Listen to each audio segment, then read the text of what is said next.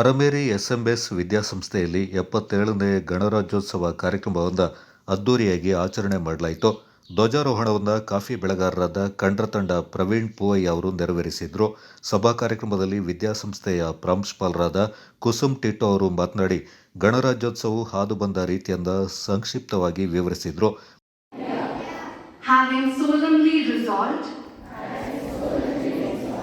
to constitute India into a sovereign, socialist, secular, democratic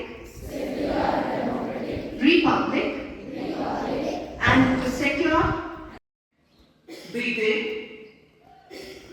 The Prime Minister, the President of India, the chief guests from the British Council and British Commission. I know all of you have taken note of that.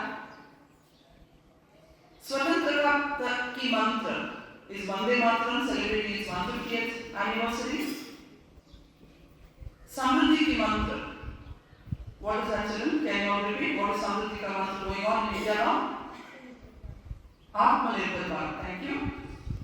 ಮುಖ್ಯ ಅತಿಥಿಗಳಾಗಿ ಆಗಮಿಸಿದ ಕಂಡ್ರ ತಂಡ ಪ್ರವೀಣ್ ಪೂವಯ್ಯ ಅವರು ಮಾತನಾಡಿ, ವಿದ್ಯಾರ್ಥಿಗಳಲ್ಲಿ ದೇಶ ಪ್ರೇಮದ ಕುರಿತು ಅರಿವು ಮೂಡಿಸಿದರು.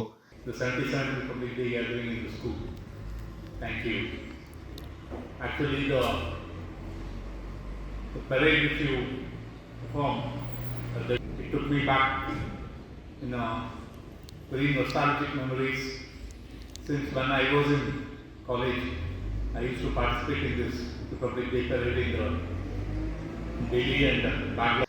ಎಸ್ಎಂಎಸ್ ವಿದ್ಯಾಪೀಠದ ಶಾಂತಮಲ್ಲಿಕಾರ್ಜುನ ಸ್ವಾಮೀಜಿಯವರು ಮಾತನಾಡಿ, ವಿಶ್ವದಲ್ಲಿ ಅತ್ಯಂತ ಶಕ್ತಿಶಾಲಿಯಾಗಿರುವ ಸಂವಿಧಾನವು ನಮ್ಮ ದೇಶದ್ದಾಗಿದ್ದು 97 ಕೋಟಿಗಿಂತ ಹೆಚ್ಚು ಜನರು ಮತದಾನ ಮಾಡಲು ಅವಕಾಶ ಇರುವ ವಿಶ್ವದ ಏಕೈಕ ರಾಷ್ಟ್ರ ಎಂಬ ಹೆಗ್ಗಳಿಕೆಗೆ ನಮ್ಮ ದೇಶ ಪಾತ್ರವಾಗಿದೆ ಎಂದರು. 97 ಕೋಟಿ ಜನ ಈ ದೇಶದ 145 ಕೋಟಿ ಪ್ರಜೆಗಳಲ್ಲಿ 97 ಕೋಟಿ ಜನ ಬರೀ ಮತವನ್ನು ಚಲಾಯಿಸುವಷ್ಟು ಹಕ್ಕು ಇರತಕ್ಕಂಥವ್ರು ಈ ದೇಶದಲ್ಲಿ ಇದ್ದಾರೆ ಅಂತ ಹೇಳಿದ್ರೆ ಬೇರೆ ಜಗತ್ತಿನ ಯಾವುದೇ ರಾಷ್ಟ್ರಗಳಲ್ಲೂ ಸಹ ಈ ಪರಿಯಾಗಿರ್ತಕ್ಕಂತಹ ಒಂದು ಮಾನವ ಸಂಪನ್ಮೂಲ ಇಲ್ಲ ಅನ್ನುವಂಥದ್ದನ್ನ ನಾವೆಲ್ಲರೂ ಸಹ ಅತ್ಯಂತ ಹೆಮ್ಮೆಯಿಂದ ಸಂತೋಷದಿಂದ ಅದನ್ನು ಸ್ವೀಕಾರ ಮಾಡಬೇಕಾಗುತ್ತೆ. ಆದರೆ ಈ ದೇಶದ ನಾಯಕರುಗಳಿಗೆ ಎಲ್ಲರಿಗೂ ಸಹ ಒಂದು ಬಹುದೊಡ್ಡ ಕನಸಿದೆ. ಈ ದೇಶ 1947ರಲ್ಲಿ ಸ್ವತಂತ್ರವನ್ನು ಪಡ್ಕೊಂಡಿದೆ. 2047ರಲ್ಲಿ ಈ ದೇಶ ಇಡೀ ಒಂದು ವಿಕಸಿತ ಭಾರತವಾಗಿ ಕಾಣಬೇಕು. ಕೇವಲ ವಿಕಸಿತ ಭಾರತ ಅಂತ ಹೇಳಿದ್ರೆ ನೀವೆಲ್ಲ ರೀತಿಯ ಕೇವಲ ಭೌತಿಕವಾಗಿರ್ತಕ್ಕಂಥ ಸಂಪನ್ಮೂಲಗಳ ಅಭಿವೃದ್ಧಿ ಮಾತ್ರ ಅಲ್ಲ, ಬದಲಿಗೆ ಸ್ವಾವಲಂಬಿಯಾಗಿ ಕಾರ್ಯಕ್ರಮದಲ್ಲಿ ಎನ್ಸಿಸಿ ಸ್ಕೌಟ್ಸ್ ಮತ್ತು ಗೈಡ್ಸ್, ಎಸ್ಎಂಎಸ್ ಬ್ಯಾಂಡ್ ಪಾಂಚಜನ್ಯ ನಡೆಸಿದ ಪರೇಡ್ ಆಕರ್ಷಕವಾಗಿತ್ತು. Kodagu channel news, Naufal Kadanga.